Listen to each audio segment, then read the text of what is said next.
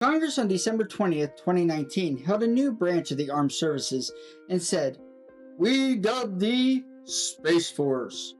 Congress and the President cheered like proud parents, and America looked around and said, "Wait, didn't Netflix already drop that comedy?" That's right, our newest branch of the armed services got roasted before it even had its first uniform. Army had boots, Navy had ships, Marines had grit, Air Force had jets, and the Coast Guard had its rescues. And Space Force? They had a sitcom. Space Force was carved out of the Air Force from the 2020 National Defense Authorization Act and signed into existence by President Trump, which means it's basically the Air Force's kid who moved out and immediately bought a lightsaber. Their mission? Protect satellites, manage orbital assets, and make sure GPS doesn't ghost us mid-Uber drive. Basically, they're the IT department of the armed services, except with uniforms and supposedly guns. Big gun. Critics laughed in 2019, saying Space Force looked like a Saturday morning cartoon. But every branch starts somewhere.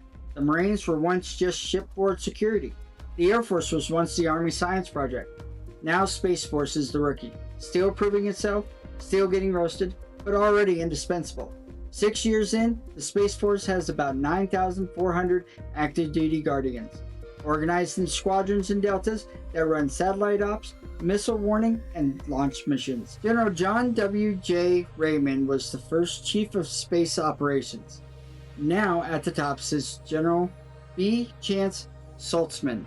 Between both, they have overseen the creation of a branch that protects America's satellites, missile defense systems, and global comms, the invisible backbone of modern warfare.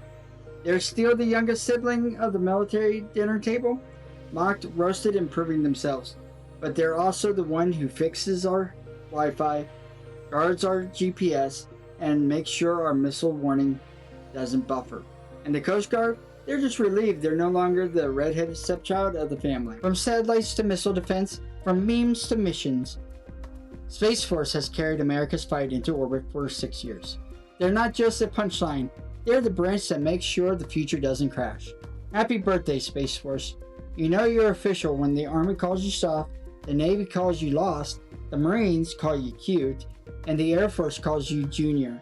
But hey, at least you've got the coolest title, Guardians of the Galaxy. Nah, Guardians of the Cake today.